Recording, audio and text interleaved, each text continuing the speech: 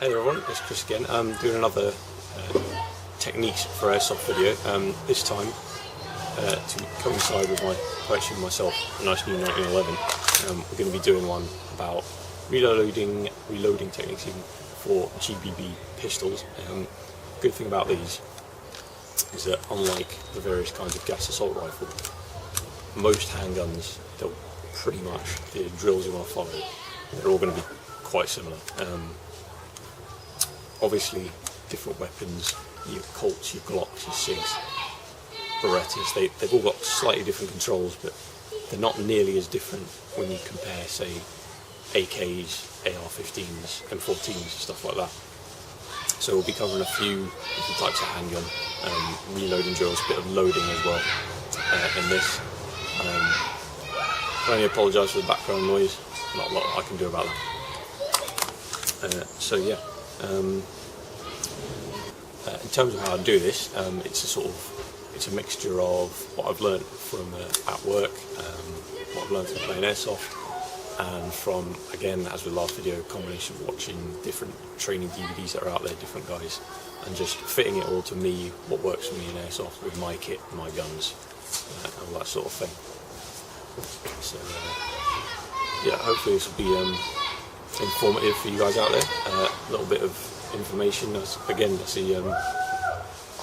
part of my reason for doing this is when I do go out on the skirmish field, this is something I see people get really wrong quite a lot. I mean, you know, it's not life or death, but it does seem to take people forever, and partly because of the gear they use, but a lot of it is down to technique.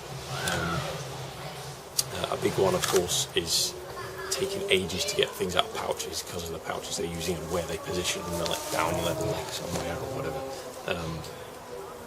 But also the technique of people, again, reloading down here like this and missing and just taking ages to do it. So I thought we'll go through a little bit of what perhaps I would recommend how you want to do it. Start off with just a standard load.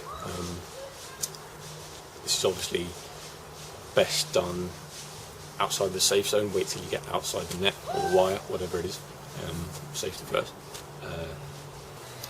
Yeah, for this one I'll be using my custom built 1911.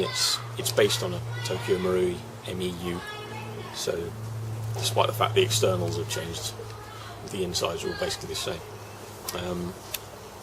Start off with obviously your pistols in your holster, your mags holstered away. Draw, and as with when you're doing the reload, keep the weapon up, keep your eyes up. Just best to keep your always keep your mindset of always being eyes up, weapon up, so that you're always keeping your eye out. Even if you're not in the middle of the game reloading, just always drilling it all the time helps reinforce it. So weapon up, not cocked or anything like that at the moment, totally empty state. For your magazine, keeping that, as with the M4 mags or any other rifle mags, try and get a good index finger out on it. Pause just before you get to the mag well, come quickly up there, pause for a second, align it with the mag well, and in, nice firm push, flat. I find it helps to, as you're going in, flatten your hand out like so, slap it home, don't bang it, don't, you know, you're not having a fight with the thing, just a firm push, you'll hear that click as the mag catches in. Keeping it up as always, nice firm grip on the rear of the slide, rack it back, let it go, don't ride it forward because that's going to cause you jams and malfunction and stuff later on. With a 1911, safety catch on. If your weapon has a safety catch, then apply it at that point. It's one of the few areas where you do get a bit more of a difference. And then obviously at that point, you know, you've got a mag full of fresh BBs, you've got a BB in the chamber, you're gassed up, cocked, hammered down, safety's on, reholster, and then you know as soon as it comes into the game, you can draw safety straight off, and when you pull the trigger, after the safety's come off, it's going to fire, you're good to go. When it comes to the reload, we'll go through a bit of a walkthrough, talk through, a bit slower first time, so you're let's say maybe you drop your rifle for a game, or you run out of rifle mags and you're moving around with your pistol, patrolling, moving around. I won't fire now to simulate, but then, so you do fire, you're firing, you're in an engagement, you fire and the slide locks back.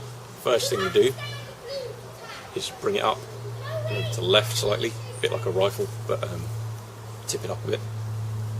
Looking in there, again, as same with a rifle, looking into the pop-up chamber, looking at the top of the magazine, checking whether you've got a BB in the chamber or in the hop-up unit. If you've got BBs in the mag, check there's no obstructions inside of there. That would be the stoppage drill if you did have some sort of a jam.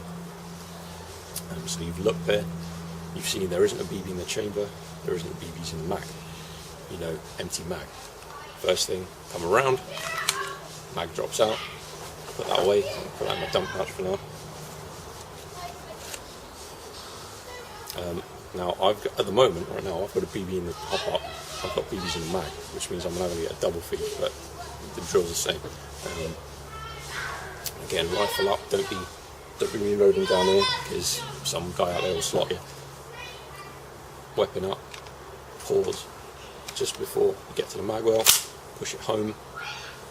Now at this point, you've got two options. You've got the actual slide release lever, or slide locking lever, whatever it is. Press that down, or you can power stroke it by putting the slide back very slightly, letting it go forward. I would generally advise going with the power stroke, because that small little area there is an awful lot smaller than just grabbing your whole hand on that and racking it back. You're not going to miss grabbing your hand onto that. You know, there's only a small margin for error, and you could miss that. So slide forward, back in the firing stance, and you're firing again. Obviously, that power stroke, the slide release, that's pretty consistent with every different pistol model there is out there that'll work with, as I mentioned, a Glock, a SIG, a USP, a Beretta, not obviously the 1911, and most other stuff. You've got either the slide release or the power stroke.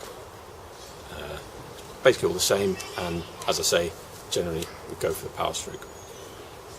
So now we go through a bit of an actual firing drill. My brother's going to be helping me out on that one. I'm going to just run through, I'm going to fire a few shots, and go through the reloading process, the two of us, just to watch it done full speed.